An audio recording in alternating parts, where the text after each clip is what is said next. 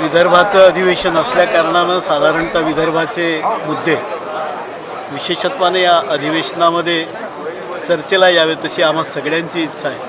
आणि त्या दृष्टीनं विदर्भामध्ये आता मागच्या 27, 28, 29 ऑक्टोबर नोव्हेंबरमध्ये प्रचंड मोठ्या प्रमाणामध्ये अतिवृष्टी झाली. 70% धानाचं नुकसान झालं, बाकी सगळ्या पिकांचं नुकसान झालं. तर हा एक अत्यंत महत्त्वाचा विषय या भागात मला वाटते आपल्या सगळ्यांचा महत्त्वाचा आहे.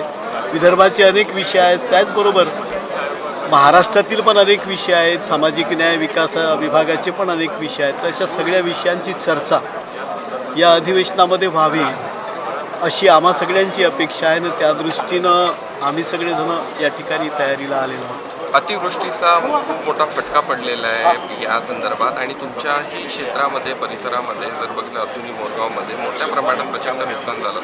शेतकऱ्यांची व्यथा अजूनही आणि शेतकरी कुठे कुठे नाराज आहेत. आम्ही माननीय मुख्यमंत्री महोदयांना, उपमुख्यमंत्री महोदयांना मागच्या काळामध्ये जेव्हा अतिवृष्टी झाली तेव्हा निवेदन दिलेलं होतं आणि त्यांनी आम्हाला दिलासादायक उत्तर दिलं होतं. तरी पण अजूनपर्यंत माझ्या या सगळ्या शेतकऱ्यांना नुकसान भरपाई त्यांची भेटलेली नाही आहे.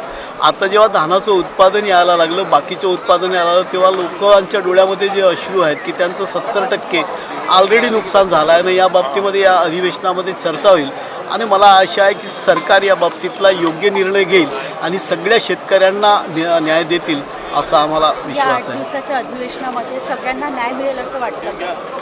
मला वाटते या अधिवेशनामध्ये आजचा जो पहिला दिवस आहे या ठिकाणी जे विषय चर्चेला अपेक्षित येणार आहेत ते सगळे झालेले आहेत. 8 दिवसाचं अधिवेशन जरी असले तरी प्रायोरिटी विदर्भातच असल्यानं विदर्भाच्या विषयाला धरून या ठिकाणी चर्चा व्हावी अशी सगळ्यांची अपेक्षा आहे. आणि 10 वाजेपासून तर रात्रीपर्यंत या ठिकाणी अधिवेशन चालणार आहे. त्याच्यामुळे अपेक्षा आहे दिवस कमी झाले तरी पण दिवस परत वाढले जातील अशी पण अपेक्षा आपण धरूया.